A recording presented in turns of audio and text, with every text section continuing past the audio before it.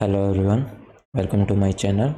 आज है 5 अक्टूबर और आज के जो टॉपिक्स रहेंगे करंट अफेयर के वो होंगे सप्तकोसी हाई डैम प्रोजेक्ट, स्वच्छ सर्वेक्षण award 2022, holistic water management system, transforming agri food system with forest.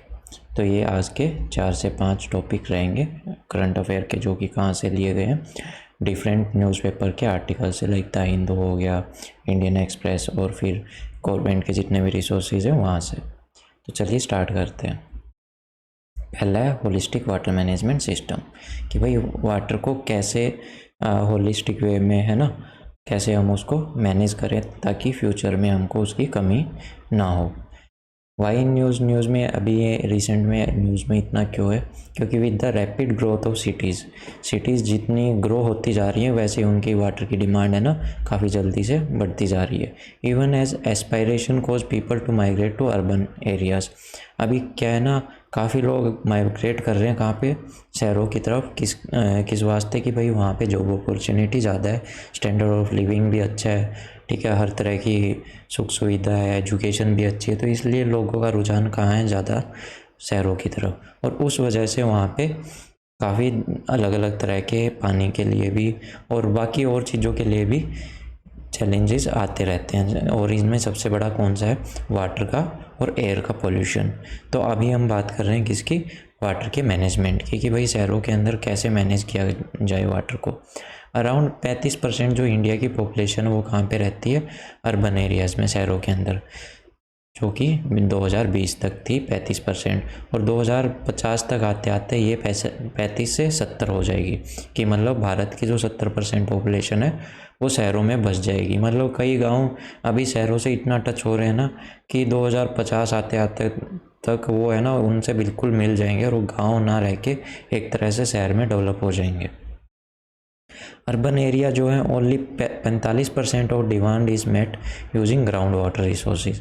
अब देखो, जो ज़मीन से निकालते हैं ना, कई ट्यूबवेल लगा लेते हैं या सबमर्सिबल लगा देते हैं, उससे केवल शहरों में 45% डिमांड ही पूरी हो पाती है पानी की, और जो उसके द्वारा जो बाकी की जितनी भी डिमांड है वो म्यूनिसिपल वाटर जो सर्कुलेट करते हैं, ठीक है, नहरों से जो आता है, नदियों से जो आता है, उनसे पूरी होती है। Apart from this climate challenge, pollution, contamination have also added to burden on water resources, कि भाई पोल्यूशन की वजह से जितना भी वाटर पोल्यूट होता है, क्लाइमेट चेंज हो रहा है, ठीक है, ज़्यादा गर्मी होती है तो सीधी सी बात है वाटर भी क्या है, गर्म होके उसकी वेपर बन के वो भी एनवायरनमेंट के अंदर चला जाता है, और वाटर के अंदर कई तरह के कंटेमिनेशन भी हो जाते हैं, जिसकी वजह से वाटर पोल्यूशन हो जाता है, और ऊपर इन वजह से क्या है ना, काफ़ी और ज़्यादा बर्डन हो जाता है। As water demand exceed supply in most cities, water management needs to undergo a revolution to ensure most urban areas can be self sufficient in future. कि भाई देखो, जैसे जैसे काफ़ी सिटीज़ के अंदर है ना, जो वाटर की डिमांड है वो काफ़ी बढ़ती जा रही है, और जितनी लोगों को चाहिए पानी उससे कई गुना ज़्यादा मतलब कमी है पानी की। तो उससे टैकल करने के लिए, उसको, उस समस्या का निपटारा करने के लिए एक तरह की पूरी हमको मैनेजमेंट की ज़रूरत है, और उस मैनेजमेंट को कौन संभालता है, water management needs to undergo a revolution and integrated water management system for reliable supply is ensured in most urban areas for self sufficiency in future, कि भाई फ्यूचर के अंदर सेल्फ सफिशिएंट हो जाए, इसलिए एक रिलायबल सप्लाई की management बनानी पड़ेगी, कि एक तरीके से पानी आए और हर लोगों को, हर किसी को प्रॉपर वे से मिले, और उसकी कम से कम क्या है ना, वाटर का पोल्यूशन हो, ठीक है।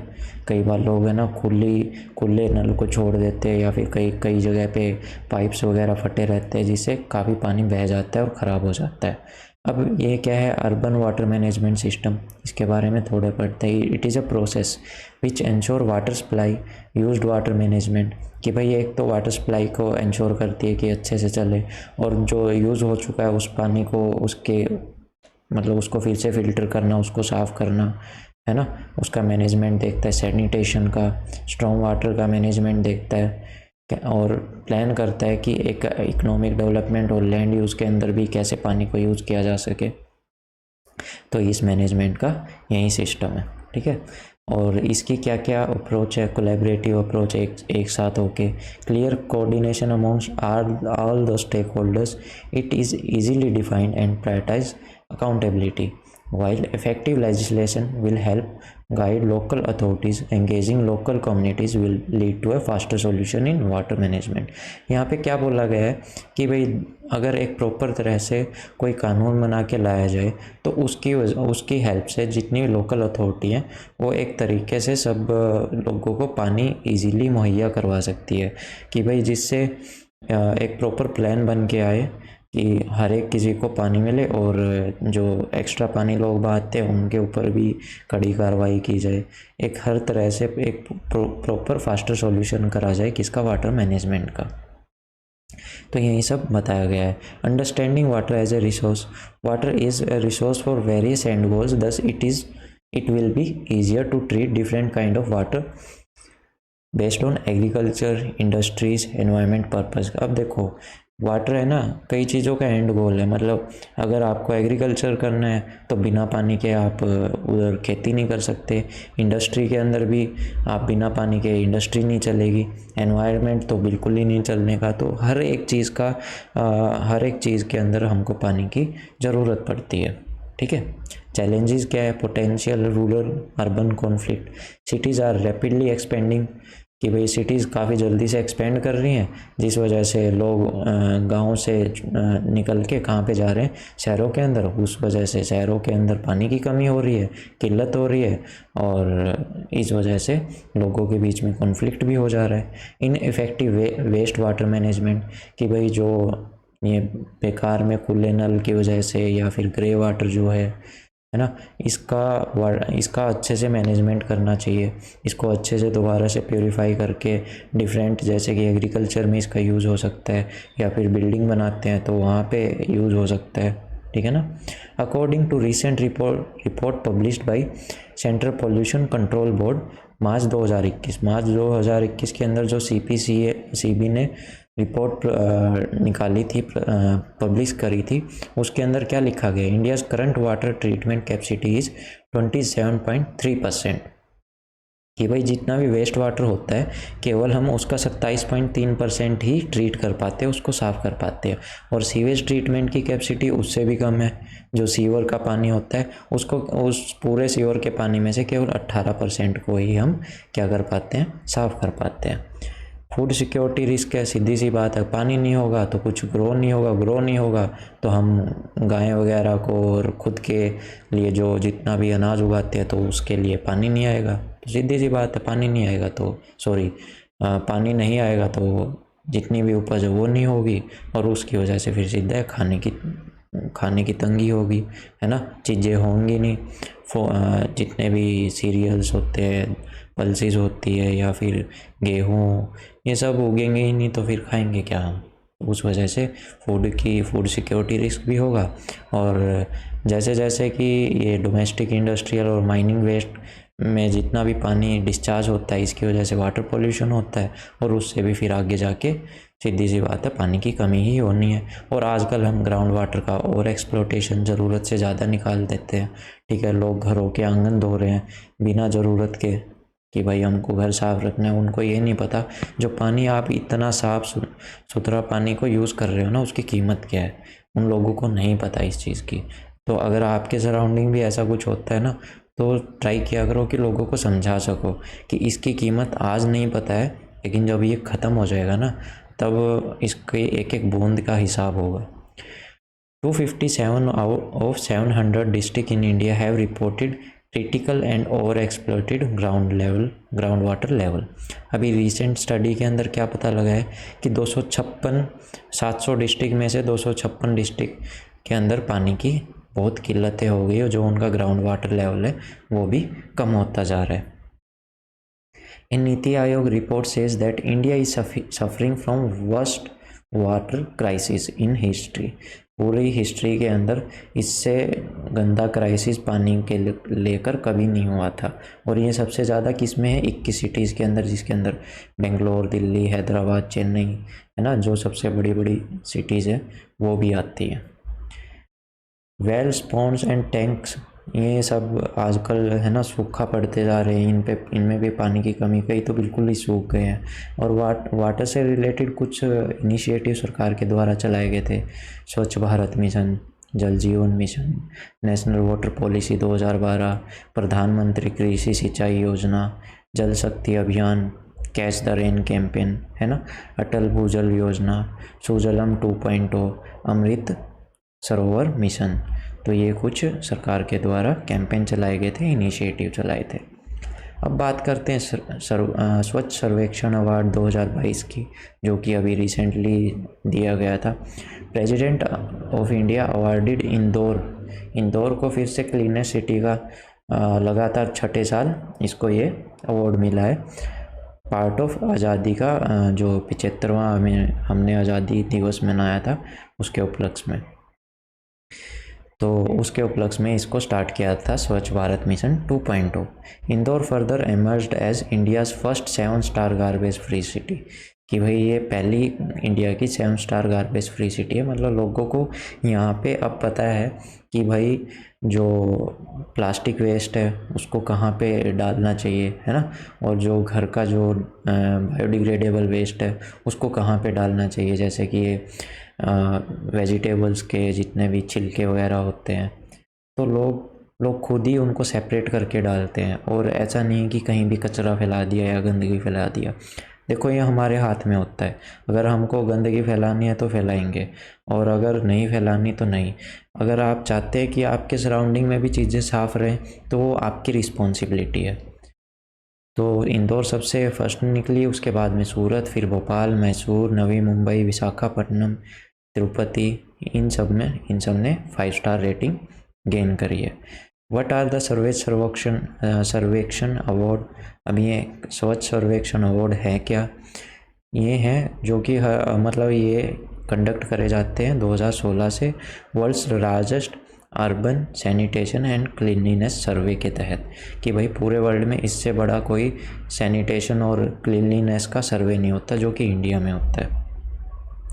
It has been instrumental in fostering a spirit of healthy competition among towns and cities to improve their service delivery to citizens and towards creating cleaner cities। अब देखो यहाँ पे इंदौर फर्स्ट आ गई लगातार 6 साल से, फिर सूरत आ गई, अब कोई नेक्स्ट सिटी होगी जो अभी तैयारी कर रही कि हाँ हमको अगले साल हमको फर्स्ट आना है ना, हमको अपनी सिटी को क्लीन बनाना है। तो एक तरह का लोगों के बीच में क्या है, हेल्दी कंपटीशन होता जा रहा है, और उसका फ़ायदा एनवायरनमेंट और लोगों सबको है।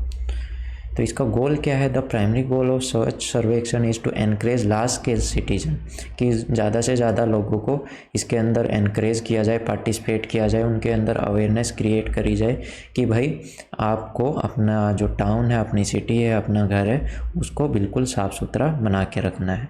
किस मिनिस्ट्री के तहत इसको चलाया जाता है? इसकी जो nodal minister, ministry of housing and urban affair. ठीक है, इसकी की हाइलाइट्स क्या है? Cleaner city, more than 1 lakh population, Indore the city of lake and place walked away with the cleaner city titles. ठीक है, ये तो हमने पढ़ ही लिया कि सबसे ज़्यादा क्लीनेस्ट कौन है, इंदौर है, उसके बाद में क्या है, सूरत है, जिसमें 1 लाख से ज़्यादा की पॉपुलेशन के बारे में बात करते हैं तब। अब जो जिसमें 1 लाख से कम पॉपुलेशन है उसके अंदर कौन सी फर्स्ट है? पंचघानी और कराड़, जो कि कहाँ से है, महाराष्ट्र से। इन्होंने पहला और तीसरा स्थान मिला है। और फिर सेकंड पोजीशन पे कौन है? पातन, जो कि कहाँ से है, छत्तीसगढ़ से। बेस्ट गंगा टाउन कौन सा है, कि भाई जो जहाँ से गंगा बहती है उसमें सबसे क्लीनेस्ट कौन सा है, तो वो मिलता है हरिद्वार को। हरिद्वार जो कि उत्तराखंड में है, उसको बेस्ट गंगा टाउन का खिताब मिला है 1 लाख की पॉपुलेशन कैटेगरी के अंदर।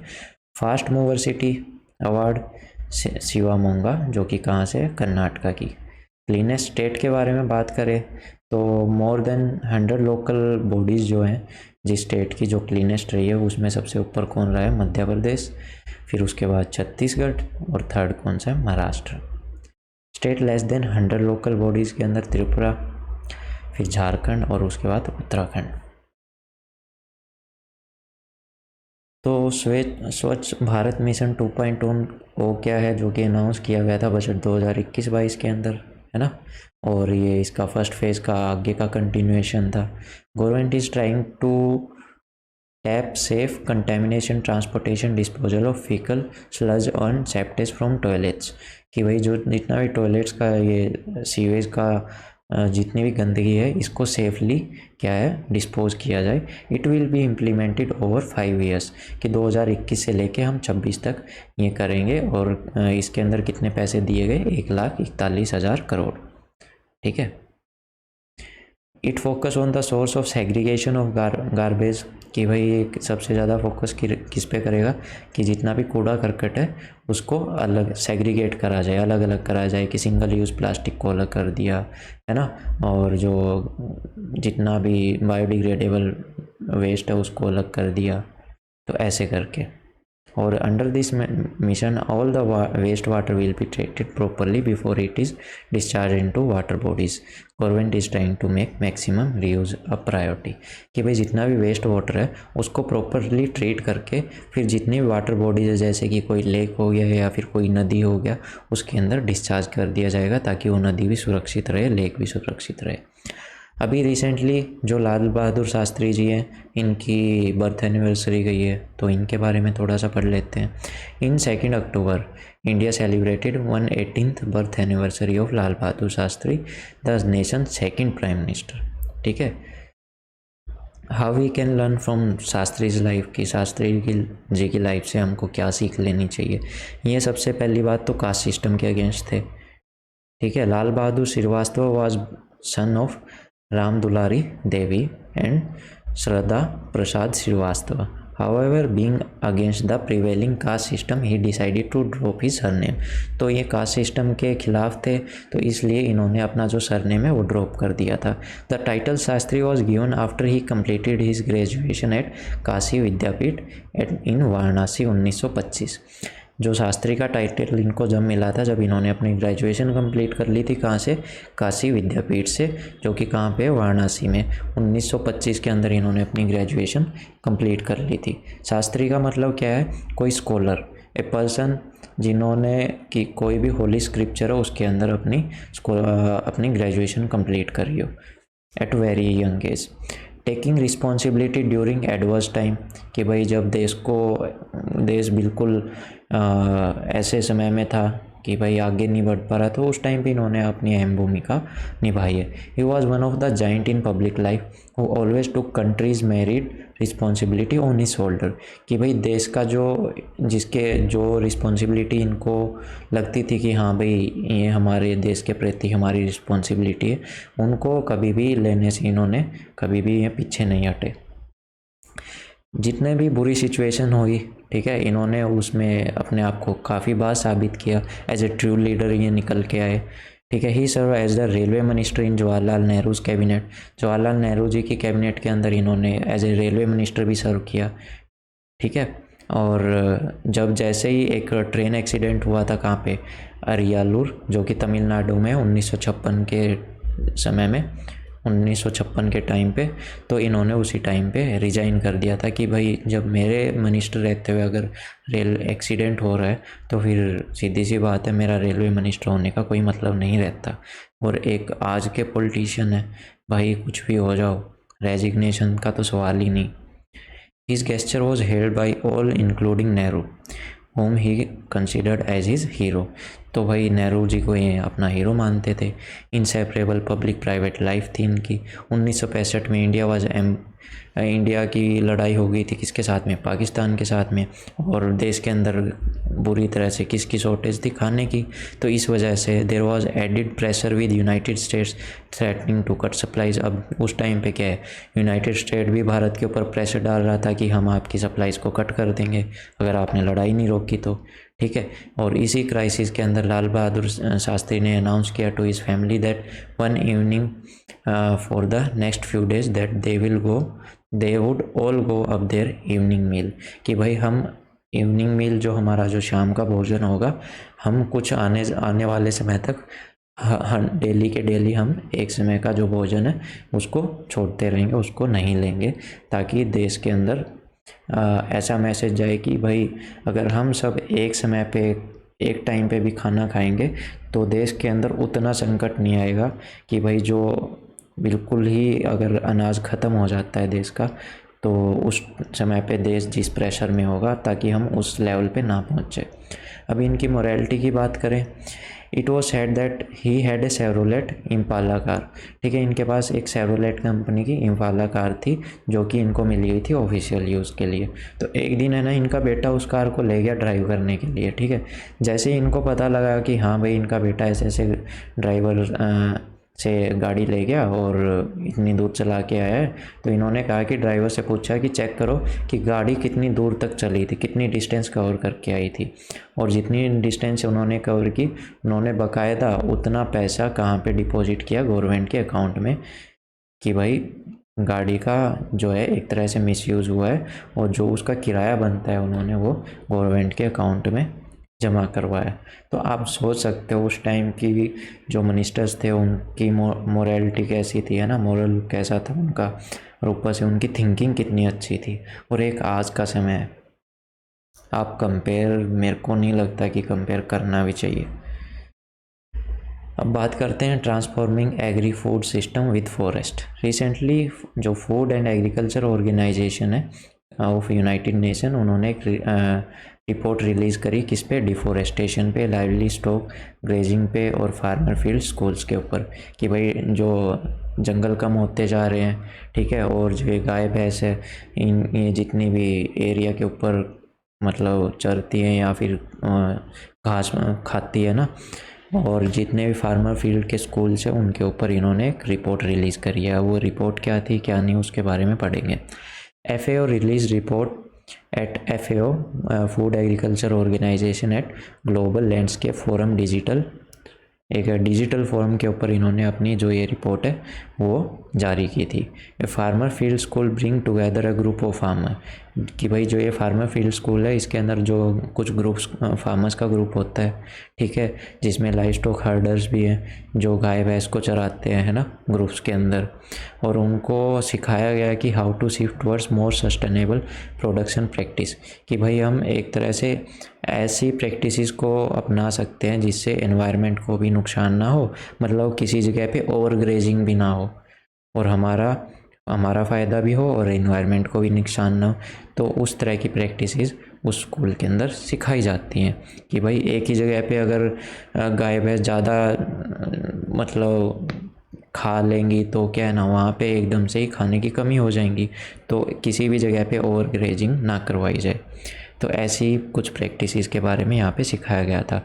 अब इसकी क्या कुछ हाइलाइट्स थी इस रिपोर्ट की। Food demand to support global population will be 50% more in 2050 तक आते आते जो फूड की डिमांड है ना पॉपुलेशन के लिए वो 50% बढ़ जाएगी, जो कि 2012 में जितनी थी ना उससे। Production will need 165 to 600 million more hectare of land, कि भाई 165 से 600 मिलियन हेक्टेयर की लैंड की और ज़रूरत पड़ेगी जिसमें हम खेती कर सके और गाय भैंस को का प्रोडक्शन कर सके, जो कि फ़िलहाल अभी किस पे कवर है, फॉरेस्ट और बाकी जो क्रिटिकल इकोसिस्टम है उसके अंदर जो कि कवर है। कि मतलब अगर हमको लोगों का पेट भरना है तो हमको जंगल काटने पड़ेंगे, वो बात कही जा रही है यहाँ पे। 2000 से 2008 तक almost 90% of deforestation globally was attributed to agriculture expansion, कि मतलब जितना भी डिफोरेस्टेशन, जितना भी जंगलों को काटा गया ना 90% 2000 से 2018 तक, तो उसमें से 90% जो लैंड है वो किस में यूज़ हुई है, एग्रीकल्चर में। और इसका नेगेटिव इम्पैक्ट तो होना ही है, ठीक है, इससे कार्बन कंटेंट की मात्रा ज़्यादा बढ़ेगी एनवायरनमेंट में, पोल्यूशन ज़्यादा बढ़ेगा, क्योंकि जब पेड़ पौधे ही नहीं रहेंगे तो पोल्यूशन को ख़त्म कहाँ से करेंगे। तो हर तरह से हमारे ही नुकसान है। 420 मिलियन हेक्टेयर हम 2022 तक आते आते वर्ल्ड से खो चुके हैं, और धीरे धीरे जो ये फॉरेस्ट हैं वो और ख़त्म होते जा रहे हैं। अब रिकमेंडेशन क्या थी इस रिपोर्ट की, कि फॉरेस्ट पॉजिटिव फूड प्रोडक्शन हमको करनी चाहिए, कि हमारा फॉरेस्ट का भी नुकसान ना हो और हमारी फूड की प्रोडक्शन भी ज़्यादा बढ़ जाए। तो इसका क्या है, एक ही हिसाब हो सकता है कि हमको जो ये हमारे सीड्स होते हैं, जितने भी बीज जो उपजाऊ बीज होते हैं, उनकी वैरायटी कैसी होनी चाहिए, हाई यील्डिंग वैरायटी होनी चाहिए, ठीक है, कि भाई कम पानी में कम जगह में हमको ज़्यादा पैदावार मिले, इन्हीं वजह से हम क्या है जो ये कमी है इसको पूरा कर सकते हैं। फिर बात करते हैं रिस्टोरेशन ऑफ डिग्रेडेड लैंड, कि भाई जितनी भी बंजर ज़मीन है उसको रिस्टोर करे, उसको ऐसा करे कि उस पर फिर से उपजाऊ उसको बनाया जा सके और उस पर हम खेती बाड़ी या फिर जितने भी पशुपालन है इसको बढ़ावा दे सके। ठीक है, तो यही है, यही सब यहाँ पे बता रखा है, ये आप एक बार पढ़ लेना। इसका कुछ पार्ट ऑफ सॉल्यूशन क्या है? As a part of integrated landscape approach utilisation agro forestry landscape planners and decision makers should consider livestock as a part of solution and carefully restore open tree cover with the cover between 30 to 70%। तो वही बात है, यहाँ पे वही बात कही गई कि भाई पेड़ भी लगाए जाएं और उनके साथ साथ ऐसा सिस्टम बनाया जाए कि जंगल भी रहे और हमारी खेती बाड़ी भी हो जाए और हम गाय भैंस भी पाल लें। तो इस तरह का हमको कोई सॉल्यूशन ढूंढ के निकालना पड़ेगा। ठीक है, अब फूड एग्रीकल्चर ऑर्गेनाइजेशन है क्या, थोड़ा सा इसके बारे में देख लेते हैं। एक तरह की स्पेशलाइज एजेंसी है यूनाइटेड नेशन की, जो कि लीड करती है इंटरनेशनल एफर्ट्स को, कि भाई किस में हेल्प करती है, भूखमरी को ख़त्म करने में। World food day is celebrated every year, हर साल 16 अक्टूबर को मनाया जाता है world food day.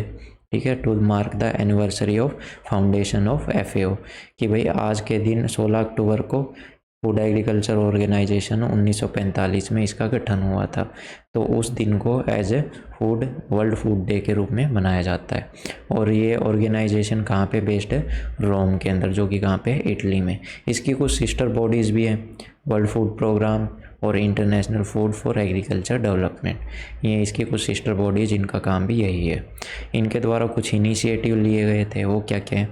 Global important agriculture heritage system monitors the desert locust situation throughout the world, कि जो लोकस्ट का जो अटैक हुआ था लास्ट ईयर, ठीक है, जो खेत ख़राब कर दिए थे, जो टिड्डियाँ आई थी ना, उनकी सिचुएशन पे इन्होंने काफ़ी नज़र बनाए रखी थी, भाई कितना नुकसान हो रहा है उससे। अगर भूखमरी फैल रही है, फसलों का नुकसान हो रहा है, तो ये फिर एक्शन में आ जाती थी कि ये अपना काम स्टार्ट कर देती थी कि वहाँ के लोगों को खाना कैसे पहुँचाया जाए।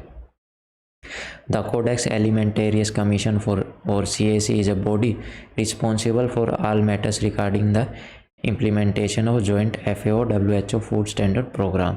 ये एक तरह की बॉडी है CAC, जो कि फूड एग्रीकल्चर ऑर्गेनाइजेशन और वर्ल्ड हेल्थ ऑर्गेनाइजेशन के जो फूड स्टैंडर्ड प्रोग्राम है, इनको एक साथ में इम्प्लीमेंट करवाती है। The international treaty on plant genetic resource for food and agriculture, और इनके कुछ फ्लैगशिप पब्लिकेशन है जो ये पब्लिश करती हैं।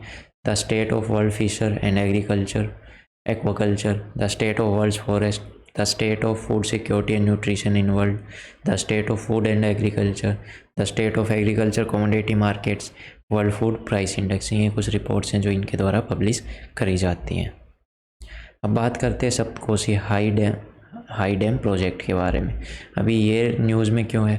Recently India and Nepal have agreed to take forward the Saptakoshi high dam project through further studies, कि भाई इंडिया और नेपाल अब एग्री हो गए हैं इस प्रोजेक्ट को आगे बढ़ाने के लिए। इस पर काफ़ी ज़्यादा बातें हो रही हैं कि भाई इसको कैसे आगे बढ़ाया जाए और क्या करा जाए। सीनियर ऑफिशियल्स दोनों साइड से अभी मिले हैं और रिव्यू किया है कि reviewed the bilateral water sector cooperation including the implementation of Mahakali treaty, कि भाई जो ये दोनों साइड से जो वाटर सेक्टर है उसके अंदर हम कैसे कोऑपरेट कर सकते हैं दोनों साइड से, दोनों देश मिलके, और इसके अंदर हम महाकाली ट्रीटी को कैसे इम्प्लीमेंट कर सकते हैं। हम महाकाली ट्रीटी क्या है और सप्तकोशी डैम क्या है, ये अभी पढ़ेंगे हम। ठीक है, Saptakoshi high dam is a multipurpose project propose to be constructed on Saptakoshi river of Nepal, कि एक तरह का हाई पर्पज़ डैम है जो कि किस पे बनाया जाना है? सप्तकोशी रिवर पे, जो कि कहाँ पे? नेपाल के अंदर। और इस रिवर को इंडिया के अंदर क्या बोला जाता है? कोसी। ठीक है, और कोसी को और क्या बोला जाता है? सोरो ऑफ बिहार, कि भाई हर साल ये बिहार के अंदर क्या लेके आती? बाढ़ लेके आती, जिससे काफ़ी लोगों का जान और माल का हर तरह का नुकसान होता है। और अगर इस रिवर के ऊपर ये डैम बन जाता है तो कुछ हद तक वो सिचुएशन भी हमारी सही हो जाएगी। The project is primarily aim to control floods, कि भाई अगर सीधी सी बांध बन गया तो पानी वहाँ पे इकट्ठा कर सकते हैं हम एक्स्ट्रा, और उससे बाढ़ का खतरा भी ख़त्म हो जाएगा। ठीक है, control the flood in south east Nepal and northern Bihar to and to generate hydro power. अब इतने पावर से फिर इतने पानी से हम क्या हाइड्रो पावर भी जनरेट कर सकते हैं, इलेक्ट्रिसिटी भी जनरेट कर सकते हैं, और ऊपर से ये इरिगेशन के अंदर भी काम आएगा, एक्स्ट्रा पानी है, और कंट्रोल फ्लड को तो कंट्रोल करेगा, और कम से कम 3000 मेगावाट की इलेक्ट्रिसिटी हमको जनरेट करके देगा।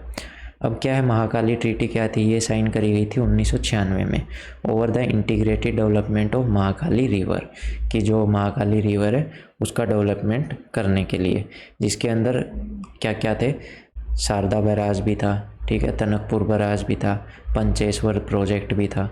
तो इन चीज़ों इनको अच्छे से इनका डेवलपमेंट करने के लिए और इनको सुचारू रूप से चालू रखने के लिए ये महाकाली ट्रीटी करी गई थी, और ये सब किस पे है, महाकाली रिवर के ऊपर है। Mahakali river is also known है शारदा रिवर, और या फिर काली गंगा, उत्तराखंड में इसको काली गंगा के नाम से जाना जाता है। It joins Ghaghara river in Uttar Pradesh, Ghaghara river को उत्तर प्रदेश के अंदर ज्वाइन करती है, जो कि खुद में क्या है, गंगा जी की ट्रिब्यूटरी है। और कोसी रिवर सिस्टम के बारे में हम क्या जानते हैं, Kosi is a trans boundary river, एक तरह की ट्रांस बाउंड्री रिवर है, जो कि कहाँ से फ्लो करती है, तिब्बत, नेपाल और इंडिया में। ओरिजिनेट कहाँ से करती है, तिब्बत से करती है, फिर नेपाल से होते हुए इंडिया में आती है। इसका जो सोर्स है वो तिब्बत में है, ठीक है, जो कि वर्ल्ड की हाईएस्ट अपलैंड है, और इसका लास्ट पार्ट कहाँ पे ड्रेन होता है, नेपाल के अंदर, और जो बचा हुआ फिर जो पार्ट है, जो पानी है, वो फिर गैंगेटिंग प्लेन में ड्रॉप होता है, जो कि कहाँ पे, इंडिया के अंदर। इसकी 3 मेजर ट्रिब्यूटरीज हैं, सन, कोसी, अर्जुन और तमोर, जो कि मीट करते एक पॉइंट पे आके, जो कि कहाँ पे, 10 किलोमीटर जॉर्ज कट है through Himalayan foot hills. The river crosses into northern Bihar को क्रॉस करते हुए जाती है, जहाँ पे इसकी ट्रिब्यूटरी अलग अलग ब्रांचेज में बढ़ जाती हैं गंगा को ज्वाइन करने से पहले। और कहाँ पे ज्वाइन करती है वैसे गंगा को, ये क्रूसेला के अंदर, जो कि कहाँ पे है, कटिहार डिस्ट्रिक्ट में। Kosi maximum amount of silt लेके जाती है, कंकड़ पत्थर लेके आती है, जो कि सेकंड मैक्सिमम है ब्रह्मपुत्र रिवर के बाद में। It is also called is सोरो ऑफ बिहार, कहा था ना कि इसको सोरो ऑफ बिहार भी बोला जाता है, कि भाई सोरो मतलब एक तरह से दुख, बिहार का दुख। और बिहार का दुख क्यों बोला जाता है, क्योंकि ये हर साल इसकी वजह से वहाँ पे काफ़ी बाढ़ आती है। करीबन 21,000 स्क्वायर किलोमीटर की जो फर्टाइल लैंड है उसको ये डिस्टर्ब करती है, ख़त्म कर देती है। वहाँ की जो खेती बाड़ी है और जो रूरल इकनॉमी है, लोगों के घर हैं, सब बह जाते हैं। अभी इसको लेकर रिसेंट डेवलपमेंट क्या हुई है इंडिया और नेपाल के रिलेशन के अंदर। पहला तो built on operate and transport boot system, कि बिल्ट ऑन खुद से बनाओ और उसको ऑपरेट करो, और फिर वहाँ से ट्रांसफ़र करो। ट्रांसफ़र क्या करो, देखो अगर हमने कोई डैम बनाया है, फिर हम ही उसको ऑपरेट कर रहे हैं, फिर उससे हमको क्या मिली, बिजली मिली, और भी उस बिजली को हम ट्रांसफ़र कर रहे हैं जहाँ पे हमारा मन करेगा, है ना। A memorandum of understanding was signed between government of Nepal और इंडिया की जो सतलुज जल विकास निगम है, उसके द्वारा मेमोरेंडम साइन किया गया इस प्रोजेक्ट के अंदर 2008 में, ठीक है, कि भाई इस बिल्ट ऑन ऑपरेट और ट्रांसफ़र का जो ये सिस्टम है, इसको हम एग्जीक्यूट करेंगे अगले 30 साल में, ठीक है, मतलब अगले 30 साल के लिए, जिसके अंदर ये 5 साल का कंस्ट्रक्शन पीरियड भी शामिल होता है। फिर हाइड्रो पावर प्रोजेक्ट के बारे में बात करते हैं। नेपाल ने इंडिया की जो कंपनीज़ हैं इनको इनवाइट किया है कि भाई आप यहाँ पे हाइड्रो पावर प्रोजेक्ट्स भी लगा सकते हो नेपाल के अंदर, और कौन सी कंपनी को इन्वेस्ट करने के लिए बोल रहे हैं, वो है वेस्ट सेती हाइड्रो पावर, ठीक है। क्रॉस बॉर्डर रेल लिंक भी है इंडिया के नेपाल के साथ में, ठीक है।